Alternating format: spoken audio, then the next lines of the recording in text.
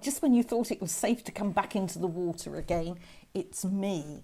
And today I'm going to read an excerpt from Plan for the Worst, which is out soon, 16th of April. Hazel is mouthing at me. Just to set the scene a little bit, the history department is preparing for a big and important jump. And in a not unrelated matter, Mr. Markham has requested a personal assistant, which has been refused. And so Professor Penrose and Matthew are building him one, because that's always going to end well, isn't it? So off we go. The history department had cleared the tables. Various whiteboards stood around waiting. Mr. Strong had lowered the big screen. I had an armful of files and notes, and we were good to go. Right, I said, pulling out a seat. Is everyone here? They were. Mrs. Enderby was representing the wardrobe department. Dr. Dowson and Professor Rapson had been placed as far away from each other as possible while still remaining in the same room. And historians, scratch pads ready, had seated themselves on anything that looked capable of bearing their weight. OK, I said, I've had a look at your requests for individual areas of responsibility, and it's all worked out quite well. I'll run through the teams and then we'll get down to specifics. Firstly, from somewhere above our heads, a door slammed. Footsteps raced around the gallery. Matthew appeared at the top of the stairs, white-faced and frightened. Mum, Mum, come quick. Uncle Markham scolded his Willie. There was a moment's stunned silence, and then, as one, with a unity and sense of purpose that I, as their departmental head, would never have believed possible, the entire history department rose smoothly to its feet, all set to investigate. No, I said, holding up my hand, I'll check this out. Everyone else will remain here.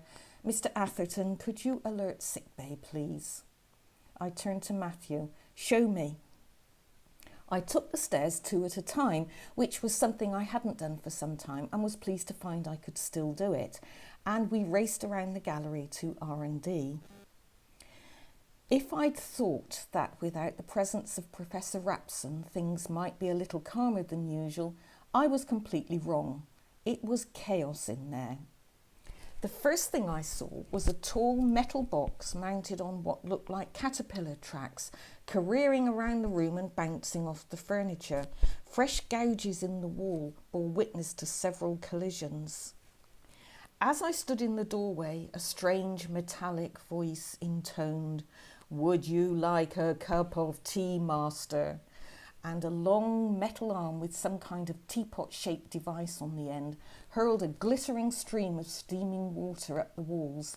People were dodging frantically, colliding with each other, shrieking, switch it off, for God's sake!" In the centre of the room, Professor Penrose was wrestling with what looked like some sort of control box. Wires hung from the contraption, and a giant aerial protruded from the front. Never mind the boiling water, he'd have somebody's eye out if he wasn't careful. I said to Matthew, stay outside in the corridor, and he ignored his "aw" of disappointment, because I'm a mother and it's my duty to frustrate and disappoint my offspring at every opportunity. Markham lay on the floor, half under a desk. He was curled in a tight ball, shouting, "Jesus, shit, bollocks, bugger, ah!" "Would you like a cup of tea, master?" Matthew was trying to push past me. "Wait here," I said. "I'll need someone to show Dr. Stone where to come." Not that he'd need directions. "It's easy being a doctor here," he'd once said to me. "You just follow the screaming." Matthew nodded importantly and stepped back to crane over the banisters. "Ice," I said urgently. "We need ice." "Already on it," said Lingos, appearing with a bag of giant ice. Or do I mean a giant bag of ice? Anyway, she was clutching a massive plastic bag full of ice that was nearly as big as she was. I mean the bag, not the ice itself. I think I'll just shut up about the ice. Quick, I said. We dragged Markham out from under the desk where he'd presumably taken refuge to escape the attentions of his future assistant. I couldn't help but feel this was not an auspicious start to their relationship. Bloody hell! Shit! Shit! Shit! Shit! Stop being such a baby, said Peterson, who, with typical senior manager's ability to nose out someone else's catastrophe, had appeared in the doorway. Ah! Cried Markham, obviously feeling that such a stupid remark didn't warrant a coherent response. We unfurled him, which took some doing because he was tightly curled up on himself. Like a giant woodlouse, remarked Peterson, obviously determined not to contribute anything constructive. Nothing new there, then. We prized Markham apart and Mr. Swanson threw a towel over him. I don't know why.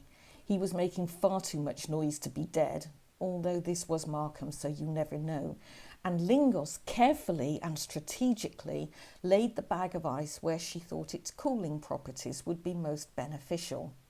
Ah! He yelled ungratefully. Would you like a cup of tea, master? Someone else began to lay piles of blankets over him and tightly tucked him in. I don't know why they did that. With his red face sticking out the top and his boots out the bottom, he looked just like an enormous hot dog bun. In the meantime, Markham's proto-assistant, well on its way to its first formal warning as far as I could see, was still orbiting the room, drenching everything in its path. Would you like a cup of tea, master? How much water is in there? Shouted someone, dodging another steaming shower. Enough for a day's tea requirements for the security section, panted Professor Penrose, still wrestling with the controls. So about enough to fill a medium-sized reservoir, then? About that, yes. Shit, bollocks, bugger, moaned Markham, still enbunned. Apparently, now determined to crush him to death, his assistant raced across the room towards him. Everyone, possibly including me and certainly including Peterson, screamed at the top of their voices. Would you like a cup of tea, master? I can't think what's gone wrong, cried Professor Penrose, a phrase not infrequently uttered in R&D. Glasses askew, he stabbed at random controls, apparently without any effort whatsoever. The thing careered towards its future employer, knocking glassware off the tables and drenching everyone in sight in its single-minded determination to provide Markham with a hot beverage. Miss Lingos strode across the room and yanked a plug from the wall. Would you like? Silence. Everyone sighed with relief. Obviously, now that it was all over, the medical profession turned up.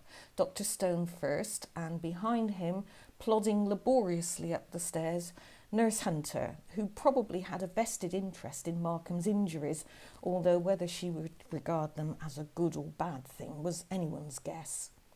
I distinctly remembered in the last heavy month of pregnancy telling Leon he was never coming near within a 6-foot radius of me ever again, and he had complacently replied that he'd have to stand much further back than that. Dr. Stone stood in the doorway, ostensibly surveying the scene prior to taking swift and effective action. He'd once confided in me that this was the secret to successful doctoring. Always take the time to have a good look first, Max. If you're really lucky, the patient recovers spontaneously and you can take the credit. If you're extra lucky, the patient dies and you solemnly shake your head and say there was nothing that could be done. If the luck's not running your way and the patient does neither, then you have to mentally turn to page 96 in the big boy's book of doctoring and think of something quickly. It would seem that the big boy's book of doctoring was not required today. He knelt beside Markham and began to pull the blankets away. What's happened here? I understood someone had been scalded. Half a dozen voices tried to explain. "Shut up, all of you." Miss Lingos. "He's been scolded," she said, "in an unfortunate place." "What, you mean over by the window?" "No, I mean in the groin area." Hunter had by now arrived and was surveying her prone beloved with a marked lack of sympathy. Dr. Stone continued. "You mean he scolded his Willie?" "Well, not him as such, his new assistant did it, but the Willie bit was right." He nodded and turned back to the suspiciously silent Markham, peeling back blanket after blanket after blanket, like an archaeologist unwrapping a mummy. "What the hell's all this?" "Ice," she said. "You put ice on burns and scalds." "Yes, you apply ice to the affected area, not the entire body. You lunatics, you've practically stopped his heart." And indeed, Markham did look rather pale, and he'd fallen silent. Never a good sign with him. "Is he dead?" asked someone anxiously. "Being dead is an awful lot of paperwork." "Of course not, but no thanks to you lot." There was mass shuffling. Markham opened his eyes and smiled weakly at Hunter, who slapped his arm. "You're an idiot." Professor Penrose, still very much agitated. "I told you, Mr. Markham, it's the milk that's the problem. If you'd consent to add the milk manually, the problem would be solved." I nodded. Milk, juice of the devil. No wonder. Markham gritted his teeth. "Absolutely not. I am a section head. We do not add our own milk. That's what designated staff are for." "Right, let's have a look at the damage," said Dr. Stone, before any designated staff could take their revenge. He pulled out a pair of scissors. Markham modestly clutched at his blankets. "You lot," said Hunter, "out." We shuffled towards the door. Peterson, unable to resist adding insult to injury, leaned over Markham. "You poor old thing. Would you like a cup of tea?